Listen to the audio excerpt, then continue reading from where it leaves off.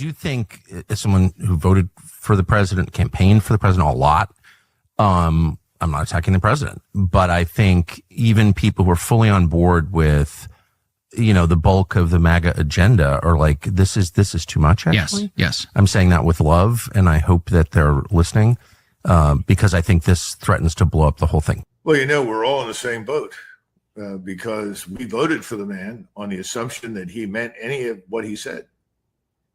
We turned out to be wrong. Turned out to be wrong. It's unfortunate that we got someone like Trump in the position that he is now. And I say that as someone who voted for him. So I've got to take responsibility for that. And man, we're barely 6 months into the term, so there's a long way to go. Yeah. This is his behavior is alarming because he's so cavalier about using force and not even thinking through, his moves. He says, if I do this, what are the likely reactions or consequences? There's no thought. Again, Trump's a golfer. He's not a chess player. When you play chess, you got to think a move ahead. With golf, man, it's just you hit the ball and I hope you stay in the fairway. That's such a great point, man. That's so true. Hey, what's up, guys? Welcome to the Rescue Michigan Sunday night live stream. I was out last week. We had an event and I had to attend it. I meant to do a makeup stream earlier, but there was just too much else going on.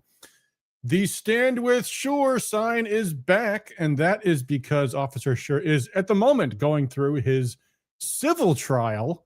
That's right, even though he was not acquitted, but not convicted of responsibility for the killing of the serial criminal Patrick Lyoya. His family is now suing the officer, trying to take his money, which I guess is no surprise because after all, Lyoya himself, is a career criminal, and I guess his family feels like they're entitled to some money from the Grand Rapids Police Department or from Officer Sure personally for defending the Grand Rapids community from this predator. So anyway, prayers for Officer Sure for justice to be done once again, this time in the civil trial. But anyway, we have a lot to talk about this week. And I think the title of this episode is Rescuing the Conservative Movement because frankly, it is in need of rescuing. This is the latest poll. This is the President Trump approval average of multiple polls. Now, maybe you think that these polls are skewed, and that might be true. But the thing is, over time, the biases in any particular poll are going to be the same. And so we are looking at trend lines here. And as you can see, today, Trump has lodged the worst ratings in his second term to date. This is a sign of a presidency in free fall. And if you've been following the news, you might know why, because these past 2 weeks have been even somehow worse than the weeks that have led up to this point. And it has gotten so bad that it's hard to even tell anymore when, if this can even possibly be turned around. And I think we're getting to the point where it just can't be. It really just can't be. And we'll go over some of the incredible news of what Trump has done in the past 2 weeks. Just absolutely mind-boggling. And we have to face okay, let me put it this way. 1 year ago today, and I know it's because my phone informed me, I was at a Trump rally in North Carolina, I think. But I was in a period when I was going literally from Trump rally to Trump rally every single day around the country. And like all of you folks, full of hope for what the second Trump administration could bring. And what we have actually gotten instead has been an absolute catastrophe, worse than my lowest expectations. And what is going on here? Why is this happening? And most importantly, what can we do to fix this? Because we are now 1 year from the next election, the midterm elections, which will be a referendum on Trump in a big way. And we're 1 year from the last election. 9 months that Trump has been in office. And keep in mind, this was supposed to be Trump's year. This was the year when Trump came into office, having defeated all of his political enemies, made the comeback of a lifetime, survived an assassination, defeated the Democrat establishment, defeated all of the lawfare against him, rode back into office with not only winning the Electoral College once again by an even bigger margin this time, and won the popular vote. It was a landslide victory. America gave Trump the White House. They gave him Republican majorities in the House and the Senate. And this year was to be his triumph. He will not get a better year in his next term unless maybe if he has a fantastic election next year, which we'll look at that in a minute here. But even then, 2028, everybody in the Republican Party is going to be talking about the 2028 election. Can't rock the boat now. The year when you can do all the bold, brash stuff is right after you get elected. This was to be the year that was supposed to take place. And instead of Make America Great Again, it's been war, Israel, war, Venezuela, war, Ukraine. What happened to solving this in one day stuff? Well, what a 2-week period it has been when Trump has not only, for this entire past 9 months, it's been indecision. It's been trying to have it both ways. We're just a negotiator, to now full on support for Ukraine and the losers in Europe, right as Russia is literally winning the war. We'll talk about that in a second. But before we get to the details of what just happened in this past week, again, looking back on this year, and we all remember how thrilled we were, the election, the inauguration, all of us so full of hope. And now Trump's approval rating is in the toilet. And it's not because America's turning back to the Democrats. They hate the Democrats. America has been Trump's to lose. And somehow, I feel like we're back where we were 20 years ago. Where were we 20 years ago? Remember where we were 20 years ago? Go back to 2005. George Walker Bush had just won re-election. The Republicans were giddy. They were so happy. The American people support us, all that good stuff. And there was this one guy in the Republican Party named Ron Paul who said, no, the Republican Party's lost its way. We're getting into wars and empire. We're not taking care of the American people. We need less government. We need to remember our principles. And everybody in the Republican Party said, this idiot. They sneered at Ron Paul. Rudy Giuliani especially was rancid during the debates, but so was John McCain, so was Mitt Romney. But what happened after 2005? 2006, Democrats took back Congress. And then what happened in 2008? Democrats took everything. And they elected the American people elected Barack Hussein Obama. So where are we now? Trump has now started his second term, just like Bush did 20 years ago. And those of us who criticize the things that Trump is doing, the Republican Party does not want to hear it. Does not want to hear it. In fact, the Republican Party doesn't need us, according to so many people. Mark Levin just came out with a fatwa against Tucker Carlson and anybody who would dare talk to Nick Fuentes. So much for all that Big Tent stuff. Let's drum these fuckers out of the party, says Mark Levin, who, by the way, is a Trump administration official, not just a talk show host. And others have said the same thing. Sebastian Gorka, too. But speaking of the Nick Fuentes thing, now, because of all of the attacks on Tucker Carlson, I had to watch the Tucker Carlson-Nick Fuentes interview. Now, going into that, let me just say, my impression of Nick Fuentes, first of all, is why would anybody care what Nick Fuentes says? He's a young kid in his 20s. He has nothing interesting to say, as far as I'm concerned. The things that I've heard him say, and the things he's done, the big thing is, and it's funny, Tucker Carlson never mentioned this anywhere in the interview, but Fuentes started this thing, this like movement within the conservative movement called the Groypers, which as best I could tell is a bunch of kids in their mom's basement types. But I got to say, watching the interview that Tucker did with Nick Fuentes, I mean, nothing that Fuentes said in that interview, at least, was objectively awful. Now, I know Nick Fuentes has said some awful things in his past, but he's also in his 20s and one has to say, okay, well, young people say a lot of stupid things. We don't, and for his part, I'll say Tucker didn't really press him on it, but whatever. But the point being, Conservative Inc. has now essentially said that anybody who is listening to Fuentes has no place in the Republican Party. And of course, this is not just, the talking heads saying this stuff. Just a few weeks ago, Mike Johnson, the Speaker of the House of Representatives, the U.S. House of Representatives, had a closed room meeting with a bunch of donors. And you can see, and our Congressman Tim Walberg was in the room and talking about how we need to drum out anybody in the conservative movement, anybody in the Republican Party who is actually America first.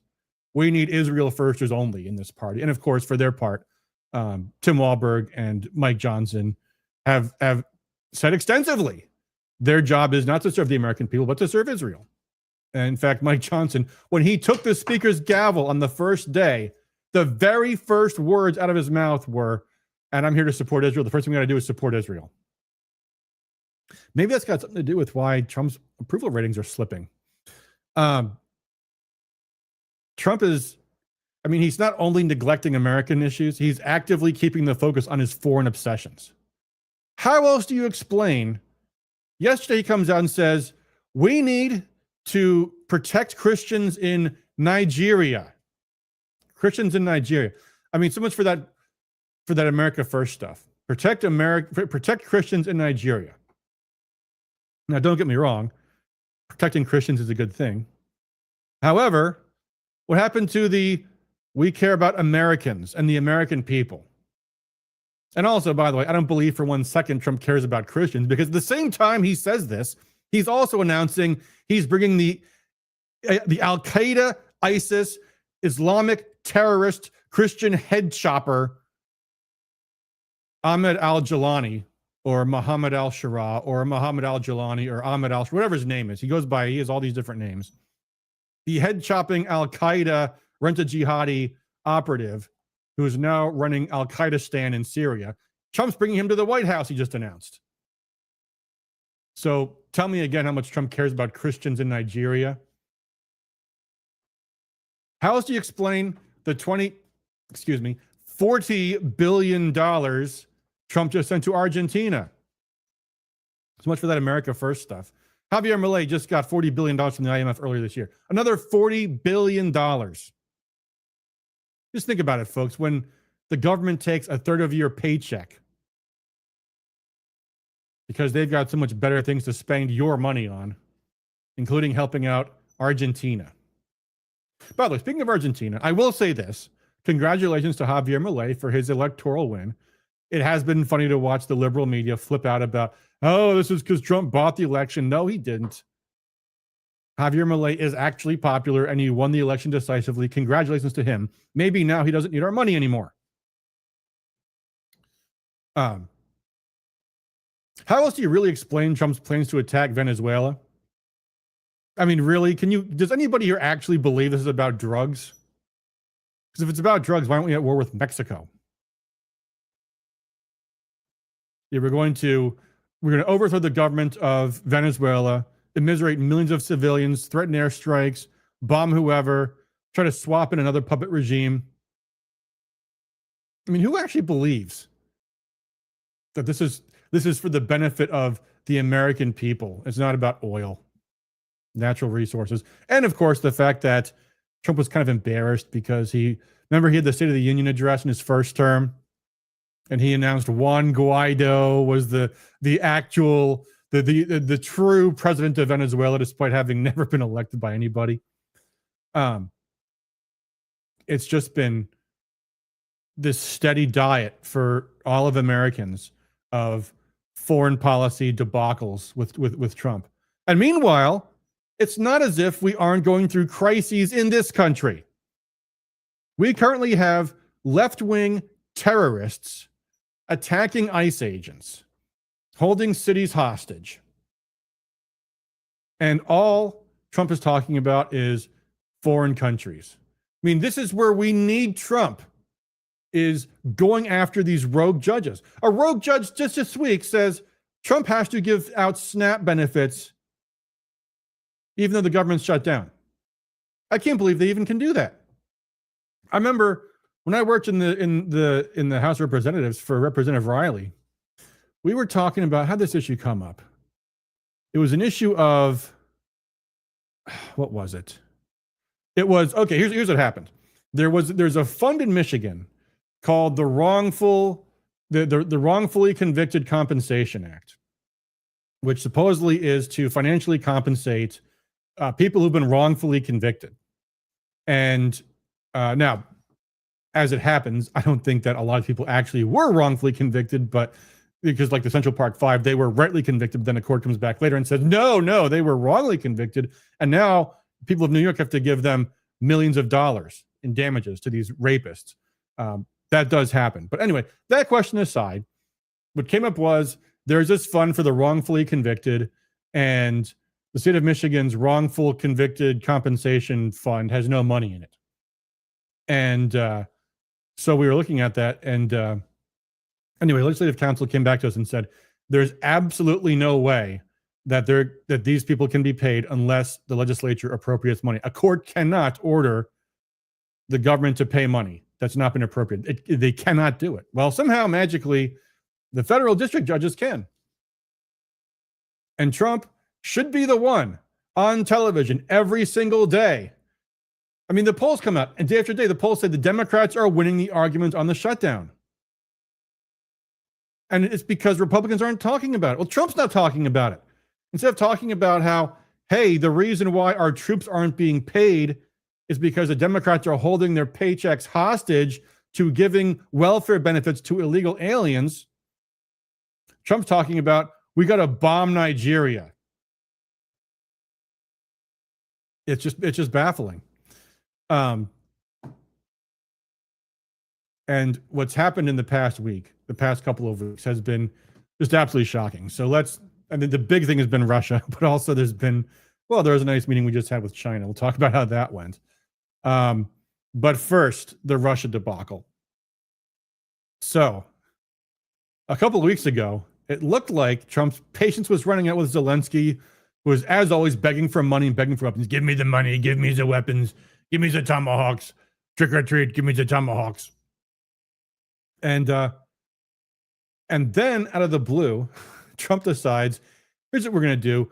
We're going to impose sanctions on Russia. These bone-crushing sanctions that are going to surely stop the Russians. Same exact thing Biden did.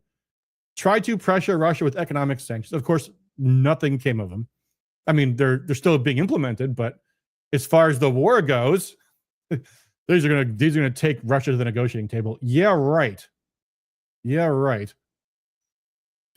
But now what's come out is that what actually happened when Trump met with Putin in Alaska was that Trump gave the Russians an offer which they actually accepted. And the offer was, here's what we'll do. The Ukrainians will withdraw from the Donbass. Now, for those who don't know the geography, there are 4 territories in Ukraine, never mind Crimea. There's 4 territories that are being disputed. 2 of them are what's called the Donbass, Donetsk and Lugansk. Lugansk is completely under Russian control. Donetsk is almost under Russian control. And then there's 2 others, Zaporozhye and Kherson, which are split by the Dnieper River. So the Russians have advanced to the river. They haven't crossed the river because crossing rivers is hard. And so there's still cities on the other side, Kherson and Zaporozhye. So the deal Trump offered the Russians in Alaska was, if the Ukrainians withdraw from Donbass, we'll freeze the contact line for Zaporozhye and Kherson at the river. And the Russians said, okay, let's do this. Let's push it forward. And then Trump said, hold on. Let me talk to our allies about it. Let me talk to Zelensky about it. Of course, Zelensky says no, because he always says no. He doesn't concede anything. Zelensky demands we give Crimea back, or the Russians do. And of course, the Europeans, the losers, the Europeans whose people all hate them, said no. We need to keep the war going. Keep the war going. So Trump took back the offer. Trump took back the offer. Mark says, I thought we were going to talk about Michigan issues, lol. These are Michigan issues, Mark, because these are all Trump talks about. This is what Trump has been talking about for the past 2 weeks, man. Where is Trump on the Michigan issues? Well, here's where we are. So Trump has now rescinded that offer, and now he's imposed sanctions. Now Russia's like, we wasted our whole time. All this was a waste of time. We wasted our time trying to negotiate. Putin is embarrassed. Viktor Orban was embarrassed because, remember, Trump said, we are going to meet with Putin in Hungary. That's where we were 2 weeks ago. Trump said, we'll meet in Hungary and work this all out. And then Trump took the offer back. So he threw Hungary under the bus too. And now Russia has announced they have unveiled 2, not 1, but 2 nuclear super weapons. 2 brand new nuclear super weapons, because apparently they need to be ready for nuclear war with the United States. So that's how great this is all going, ladies and gentlemen. So let's talk about what these 2 super weapons are. First, Russia announces they've successfully tested a nuclear-powered missile. Not a nuclear missile, although it can also be a nuclear missile, a nuclear-powered, nuclear-capable missile. What that means is it has a little tiny nuclear engine, like a nuclear submarine does, that can run for months on end. So a nuclear missile can circle around the Atlantic or Pacific Oceans for months on end so that it can just strike wherever and whenever it wants to. Called the Burevestnik. This is how it was described. Putin says the missile's reactor is comparable in output to that of a nuclear submarine, but 1,000 times smaller. The key thing here is that where a regular reactor needs hours, days, or weeks to go online, this one launches in minutes or seconds.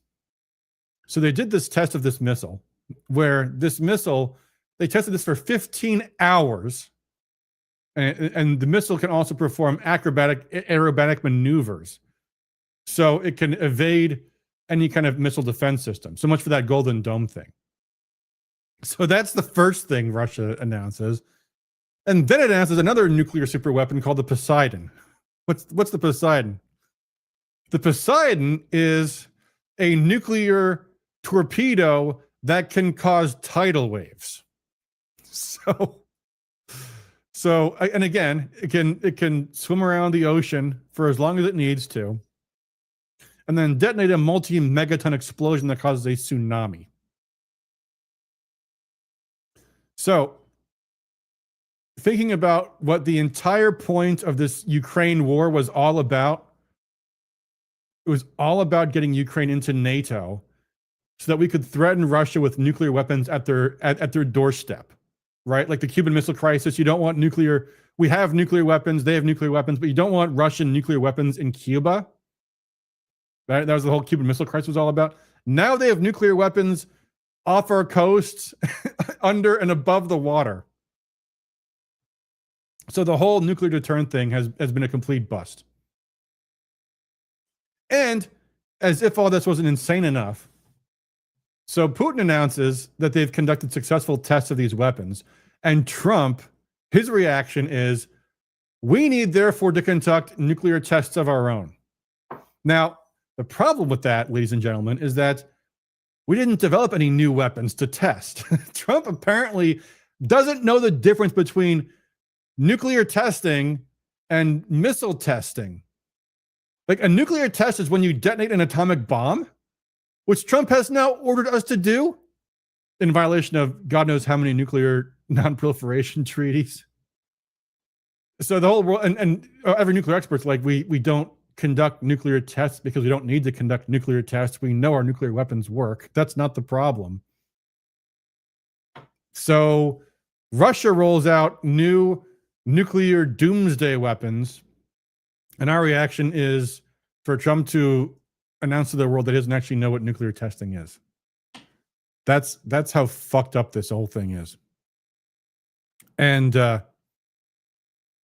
meanwhile, now the war in Ukraine is the war that Trump has constantly said is not his war, is now decisively being won on the battlefield by Russia. I don't know what Trump's being told. He's probably still being told the same. Like what's been happening is the Ukrainians just lie completely about what's going on, and this just gets passed off as intelligence, like without any criticism. So maybe Trump thinks Russia's losing. But what's going to happen when reality sets in, which it will in the next few months? Right now, one of the last major fortified cities in Ukraine-held territory is falling, Pokrovsk. And once the Russians get through there, there's not much left of major fortified cities that's going to stop Russia from just running over the Ukrainian countryside as far as they want to go. And now Trump owns the war because he has thrown away the peace offering that he himself made. Russia said, we want X, Y, and Z. Trump said, I'll give you this. They said, okay. He said, actually, never mind. Zelensky said no. So much for this Israel first stuff. America is now second fiddle behind Ukraine and Europe. That's how bad this has gotten. So this past week, Trump goes to Asia because that's always a good look for the American president to Americans who are hurting and suffering. Going to South Korea, going to Japan, and it's this formula. We've seen it. We saw it when he went to the Middle East. We saw it when he went to Europe, which is he slaps tariffs on these countries. They come back promising to give him hundreds of billions of dollars, then he eases off the tariffs. So we saw that routine again. A routine that looks a lot like, like Chicago mafia style stuff, like, yeah, we're gonna make you suffer unless you give us money. I'm sure the whole world loves seeing that happen. But that happens. And then he meets with China. And what does China walk away with? Well, basically, and there's a lot of very murky details about this, but there's a post on our X feed from a guy that really did a whole deep dive on this. But basically, China's paying the same tariffs as they were a year ago, is what it's come down to. And China says this is a 1-year deal. If you guys start this shenanigans again with slapping tariffs and conditions on trade, and et cetera, then we're gonna go right back to denying your rare earths again. So we'll see how that holds up. So to recap, we thought we're going to get a rapprochement with Russia so that together we can confront China. Instead, we're getting posts from Trump saying we've got a great deal with the Chinese, and somehow we're going to put Russia in their place. So the exact opposite of what we thought was going to happen is what's now actually happened. So we're now more than 9 months in the year that was Trump's year, the year of Trump, when he had the White House, Congress. He might not have Congress in 2 years. And it's starting next year. It's going to be all about the elections, the midterms. And if the polls are any indication, which we just looked at, it's going to be the Republicans are going to want to play it safe. None of this, hardcore culture war stuff. They're going to want to retreat on all those things because the election's coming up. He has made no progress with China. In fact, they've embarrassed him. He's completely botched the relations with Russia. He's starting worse and worse wars with Venezuela. And he's betrayed his best friend in Europe, the Hungarians. In fact, here's what his ambassador to NATO, who for some reason is a job that exists, his ambassador to NATO says this. This is Matthew Whitaker. I quote, "We will help Hungary, Turkey, and Slovakia," that's the 3 countries that like Trump, to give up Russian oil and gas. That's his way of saying we're going to punish them if they don't. We expect countries like Hungary, Turkey, and Slovakia, which continue to buy Russian oil and gas, to develop and implement a plan for a gradual phase out. Unlike its neighbors, the left-wing Europeans that hate him, Hungary, that like Trump, has not yet taken any real steps. We will work with them as well as with their neighbors, for example, Croatia and other countries, to help them switch to alternative sources. Moreover, the pipeline carrying Russian oil will likely be closed in the coming years. Therefore, Hungary needs to prepare as allies, nudge, nudge, wink, wink, as thugs, will help them deal with this. So that's Matthew Whitaker, Trump's ambassador to NATO, saying, we're going to bully and browbeat our friends to satisfy our enemies. The people in Europe who hate Trump's guts, Keir Starmer, who campaigned against Trump, who sent operatives to the United States to help elect Kamala Harris, that's who Trump is kissing up to. Viktor Orban, Trump's best friend in Europe, he has spent the past 2 weeks shitting on. Great. Mark asks, what are your thoughts about the local elections going to happen across Michigan on Tuesday? Well, first off, make sure you look up what elections there are. Now, not every place has any elections, but a lot of them do. There are some local elections, which are local elections. I mean, who's to say? In my county, they are nonpartisan, although officially they are unofficially, they are officially nonpartisan. Unofficially, of course, they're partisan. So do your best to research the candidates and campaigns if you have them, and find out if you got any proposals to vote no on, which they're always tax increases. They're always tax increases. So in my county, we have one for a 1 mil property tax hike, which the local fake school district, WISD, it's called the Washtenaw Intermediate School District. It's not actually a school district. They've spent taxpayer money lobbying for it, which is just the way that goes. So I hope you all turn out for it. But it's not going to be any kind of bellwether on, Republican or Democrat anything, because they're just local elections, So here, by the way, this is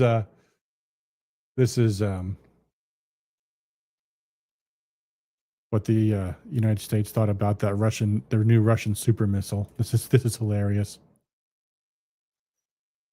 U.S. intelligence agencies see no sign Russia is ready to compromise. I'm sorry, that's not the right article. Although that's also an important article. So much for all that bone-crushing sanctions stuff. That was an article that came out like less than a week ago. Putin more determined than ever to carry on the war in Ukraine and prevail on the battlefield. Great. Anyway, this was the article I meant to share. Putin uses old missile technology. This is talking about its subsonic, sneer. It's actually not subsonic, though. It's transonic, but whatever. But hypersonics are more dangerous, say experts. Yeah, Russia has those too, and we don't. So very good. So this is the West cope, for Russia having more and more weapons that we don't have. What do we have? We have this. Air Force has halted work on parts of its intercontinental ballistic missile program. Evolving requirements, way over budget. Can't even refurbish our old missiles. Swell. So, what do we do about this? I'll say off the top, I don't think there's any saving this Trump administration. I really don't. If there is anything that's going to save it, it would be if Rubio gets canned. But I don't see that happening at all. But first off, there was one bright, beautiful ray of hope in all of this that came about this past couple of weeks, and that was when J.D. Vance came to an event put on by Turning Point USA at Ole Miss. And man, those college students were on point. They were incredible. They asked him about why Trump's attacking Thomas Massie. They asked him about why is Trump supporting Israel? How is this America first? One asked, is Trump controlled by Israel? Another person asked about Palantir data collection and what that means for the civil liberties of Americans. These people are questioning. as Charlie Kirk was before he was murdered. Here is let me play this. This is Trump. This is Vance being asked about Adelson money. Here we go. Let's watch this clip. Well, I have a question about Israel and Trump's policy towards it. Do you think it's a conflict of interest for Miriam Adelson, an Israeli donor, to give millions of dollars to his campaign and then Trump have pro-Israeli policies? Well, if you're asking, do I think the President of the United States has a conflict of interest? No, I do not, because I know how the President of the United States makes his decisions, and I see it behind the scenes. Now, as the President himself has said, Miriam Adelson, who, by the way, I know, and I have a very good relationship with her, she is very clear about the fact. She doesn't hide the fact that she really loves Israel, and that is part of what motivates her political giving. That is a reality. At the same time, the President of the United States is America first through and through. And let me give you just a couple of examples of this. Number one, we have heard from some pro-Israel voices, some people who really love the state of Israel, that they don't want us to have a relationship with certain Middle Eastern countries. Well, the president, his attitude is we need to build relationships with any country where we have shared interests, and he's going to do it if it's in the interest of the American people, and he's done exactly that. Number two, there were people, and I remember this criticism of the President of the United States. I just raised it in the context of a conversation that I had with Charlie. I remember when people said that the President of the United States was going to get us into a multi-100,000 troop regime change war for Israel. This was 4 months ago. This was 6 months ago. Now, the people who accuse the President of the United States of wanting to get us into a regime change war for Israel, I wonder if they stepped back and said, you know what, we were wrong about that. Because the President of the United States did not want to get us into a regime change war for any other country. He wanted to knock out a nuclear facility and get everybody back home, and that's exactly what he did. So I understand there's some frustrations out there, but I think the President of the United States, more than any president of my lifetime, is willing to stand up to anybody if he thinks it puts the interests of the American people first. Thank you. That was a good answer, and I hope it stays. I hope that you know, if God forbid Israel attacks Iran again, and you know they get into a real war, one that lasts more than 12 days, that the U.S. doesn't get involved. I doubt that. I doubt that very much. And of course, the other thing Vance was alluding to was the fact that the United States does not attack Qatar, but it just allows Israel to, apparently. Vance, for his part, you know, he went to Israel just very recently, and he was asked about how right as he was in Israel passes a resolution saying that they're going to annex the West Bank. And Vance is asked about that. He says, yeah, that was totally weird because obviously we're not going to allow Israel to annex the West Bank. And it's like, he says, the Knesset, the Israeli legislature, that was probably just a symbolic. I was told this was just a symbolic act. Yeah, it was a symbolic act of Israel saying we'll do whatever we damn well please and get bent. You know, so we'll see what happens. But then another student asks about a similar issue. Actually, I don't know if this was before or after, but here's another student. This is again Turning Point USA. And by the way, let me also say this: hats off to JD Vance for even doing this. That is itself very praiseworthy. I can't think of any president or vice president that allows students to ask no holds barred questions of him, and for Vance to answer these questions, that in itself is praiseworthy. But here's a clip of another student going out and asking again about this Israel first stuff. And I got this clip from Glenn Greenwald, so you might hear him pipe in for a second, but I'll play the clip. Here we go. I'm a Christian man, and I'm just confused why that there's this notion that we might have owe Israel something, or that they're our greatest ally, or that we have to support this multi-$100 billion foreign aid package to Israel to cover this, to quote Charlie Kirk, ethnic cleansing in Gaza. I'm just confused why this idea has come around, considering the fact that not only does their religion not agree with ours, but also openly supports the prosecution of ours. Yeah, so let me... And by the way, that applause is quite notable as well.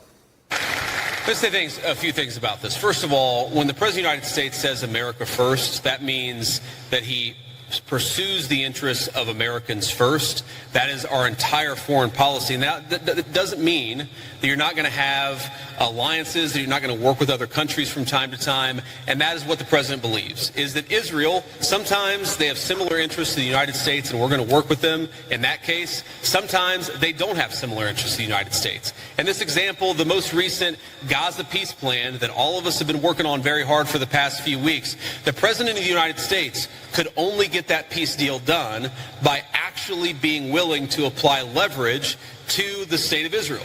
So when people say that Israel is somehow manipulating or controlling the president of the United States, they're not controlling this president of the United States, which is one of the reasons why we'd be able to have some of the success that we've had in the Middle East. Again, good answer from Vance, although not entirely true. I mean, the administration has spent like almost every single day you'll hear something from the administration doing something for Israel. You know, last week JD Vance goes to Israel. The day later, Marco Rubio's in Israel. I mean, Israel is top of mind for this administration more than any other country, including, unfortunately, the U.S. But nevertheless, the important thing here, and the reason I highlight this is because these students are asking these questions, and I have no doubt Vance is coming back to the president saying, "Sir, you know, this is our base, especially the young people, are noticing. They're noticing that the loyalty to a foreign country is a little unseemly." But then there's another question, and this again comes from this very same event. And again, I'm glad that I'm glad the young people are the ones speaking out, and I'm good on Vance for even doing this event again. But let's see what he says about this one.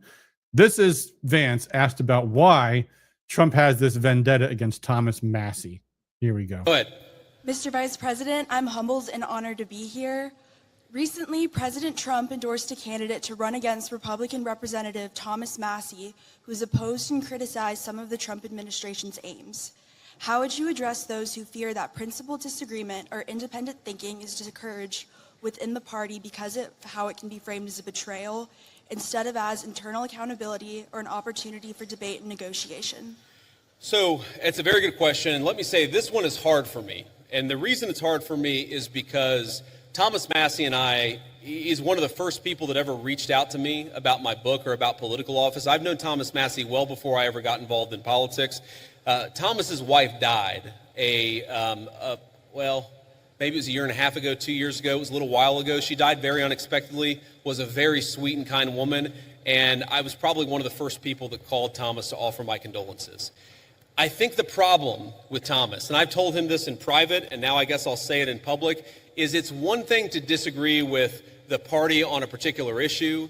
It's one thing to have your independent stand on a number of questions. And by the way, some of the stuff where Thomas Massie has been independent against the Republican Party, I've agreed with him with. Thomas and I worked together during 2023, where I was trying to stop the limitless flow of American money to Ukraine, and Thomas was one of the people I was working closest with it.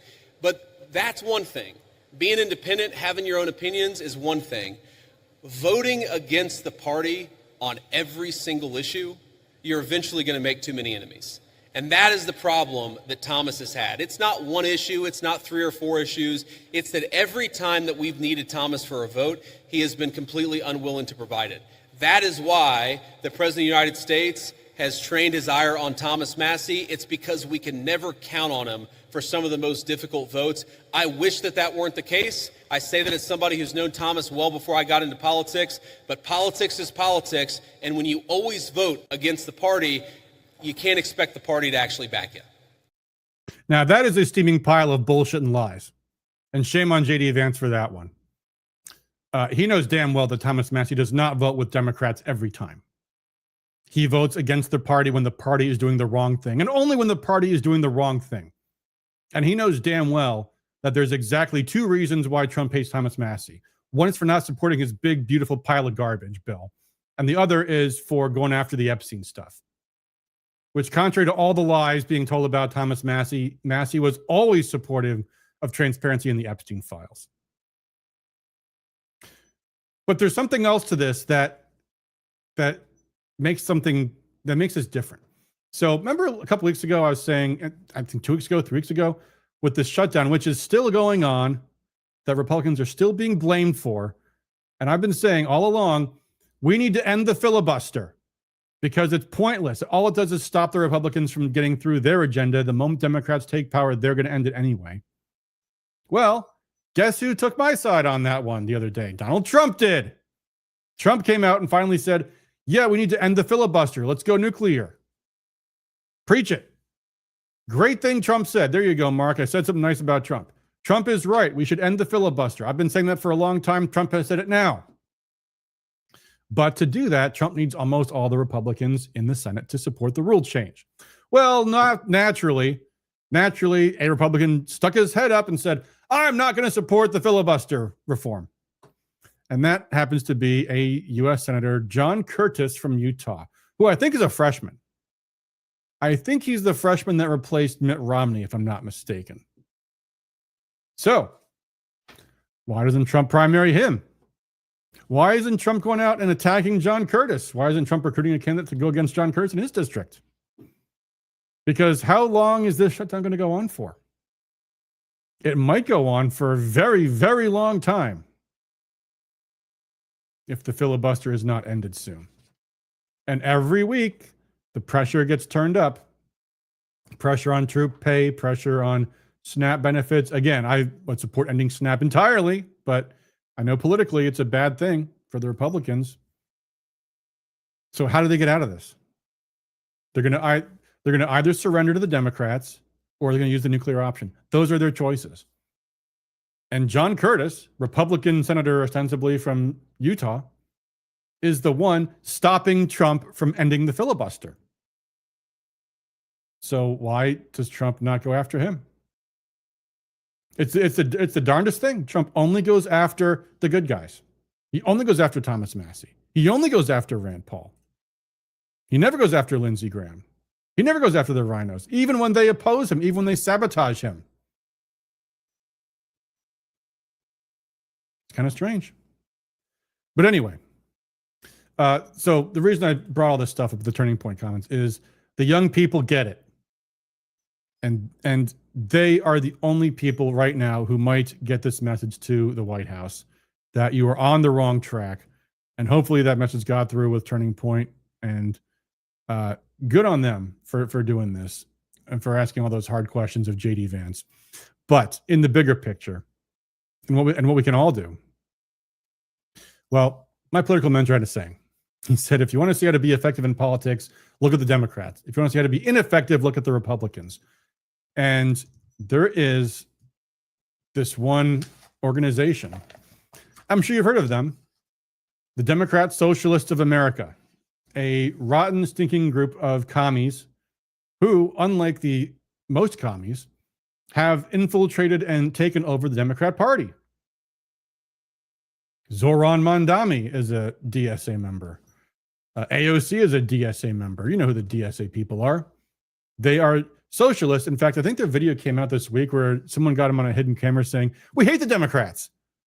We hate the Democrats, but we recognize we're a two-party country, so we will take over the Democrat Party, and we will run our candidates, and we will pass our agenda. Now, you might despise them. I despise their agenda, but you can't deny their tactics have worked. So what are the tactics? They run progressive candidates, they call them, commies, and they support them in a big way in the primaries. And they are vicious and nasty to the establishment Democrats. They don't care if they knock out a Democrat. They don't care if AOC knocks out the number 2 Democrat in the House, as she did, by the way. Joseph Crowley was Nancy Pelosi's top lieutenant. They took him out. They didn't care if it was going to hurt the party. That's the way the Democrats operate. That's the way the DSA operates. That's the way the America First people need to operate. If you're not supporting the America First agenda, if you're shoveling garbage down our throats and saying we should take it, we're going to say, no, we don't support you. Go ask Mayor Matelson for another $100 billion because you're not going to get it from us. And folks, that is the thing, you know. It pains me when I see these liberal judges destroying the Constitution. I don't want to see Gretchen Whitmer or anyone like her ever in power anywhere, ever. But I don't want to see another Lindsey Graham in power either. I mean, can you imagine if your U.S. Senator was Lindsey Graham? Is that better or worse than a Gary Peters or an Alyssa Slotkin? There is a state representative in Ohio named Ron Hood who was saying, he'd say, "It's not the devil with two horns and a tail I fear. I know to run away from that guy. The devil I fear is one that wears a suit and quotes scripture." You know, a Gretchen Whitmer you can campaign against. What are you going to do about Mike Rogers if he's our U.S. Senator? He's going to do the same exact thing Lindsey Graham does. And now you got a Republican Party full of neocons. And again, the 20-year cycle continues. We're right back where we started. Republican Party full of neocons. We thought when we elected Donald J. Trump that was the triumph of the America First movement over the corrupt Washington establishment. And tragically, our hearts have been broken to see Trump to now be fully under control of the neocons. This is a neocon White House. That is all they do is talk. They're neocons. They have, first off, no understanding of the limits of America's power and money. So yeah, we'll conquer Russia and then we'll conquer Venezuela. No, there's gonna be no blowback in any of these things, you know. And never mind the human consequences. We have all the money in the world, all the power in the world. Just go around bullying the world forever. No harm will ever come to us. And the American people, who cares about them? You know, it's all about our global hegemony, right? That's the neocon agenda. And that's what we have. And every week, it just looks worse and worse. And the only thing that's going to snap Trump out of it at this point is the poll results and the prospects of the next election. Because Trump has been told, don't worry about the midterms.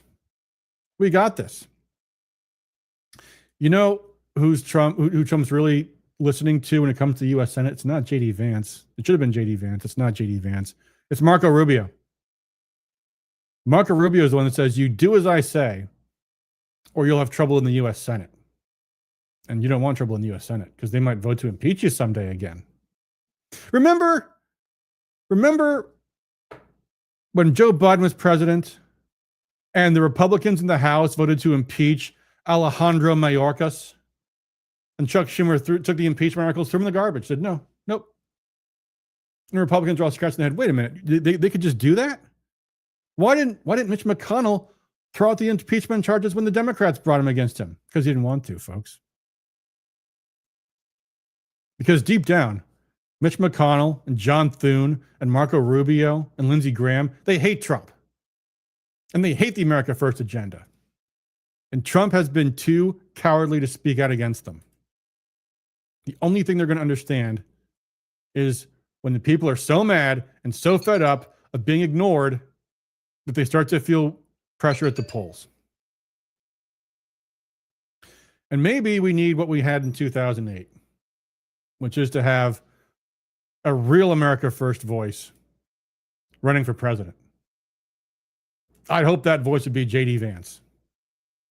But with his trash talking and bad mouthing Thomas Massie, even as he says noting the fact that his wife just died recently, he was on to lie about him. Yeah, his wife died. Very, very tragic. Well, anyway, he's a scumbag, and I'm going to lie about him now. What J.D. Vance just did. Shame on J.D. Vance. But Trump is not running in 2028. I don't think. We'll see.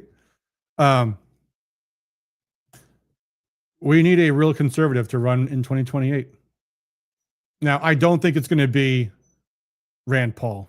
In fact, I actually talked to someone a couple months ago, actually, now it's been, who knows Rand Paul. And he said, Rand's not going to run. You know why? Because his wife won't let him. You know why? Because Rand Paul got attacked and almost killed by a Democrat. Remember that next door neighbor that almost murdered Rand Paul? And unfortunately, terrorism works, folks.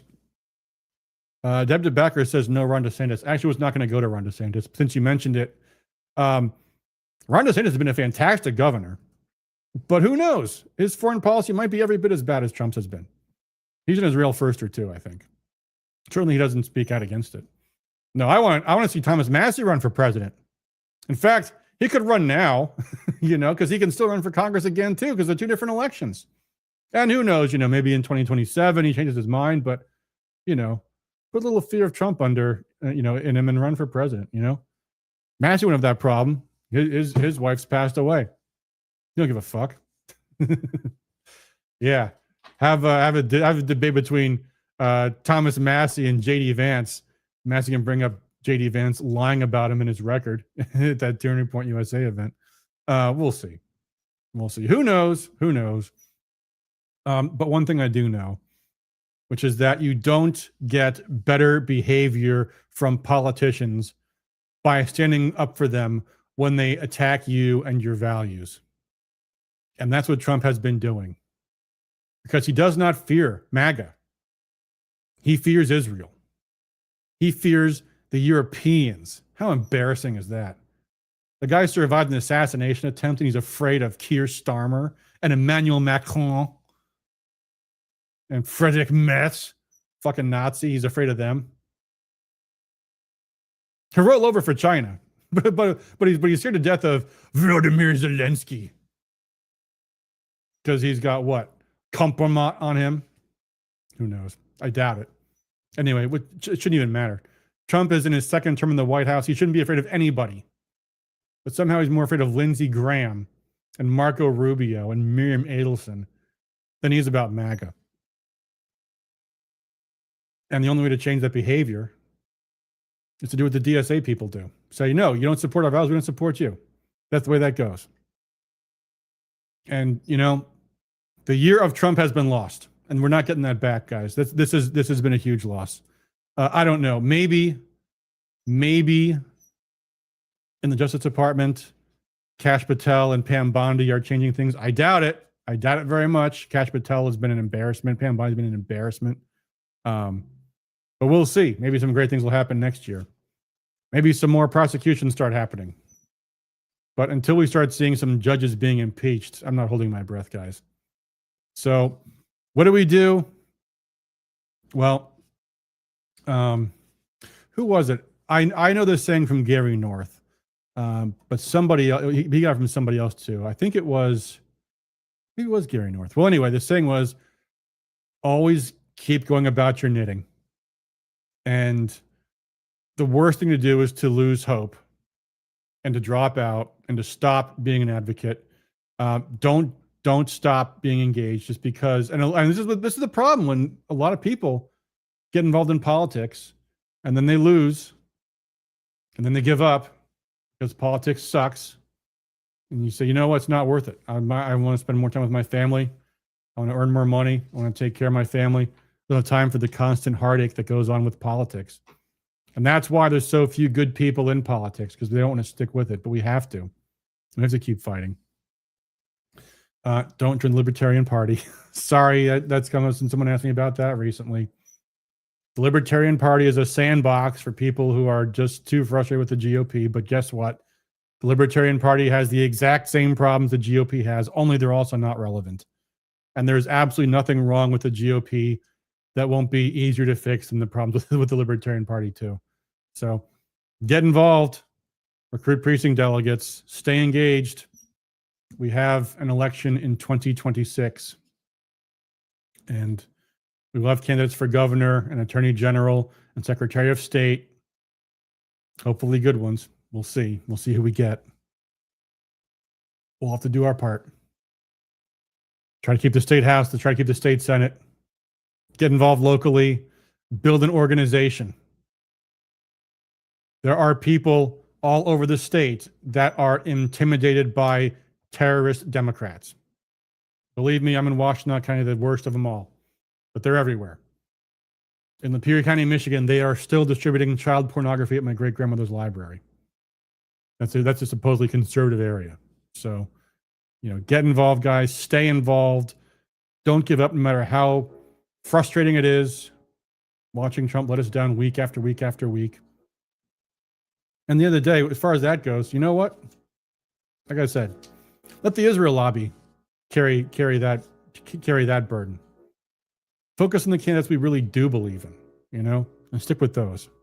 And build the infrastructure and the organizations locally that we need for the long haul, because sooner or later, this too shall pass.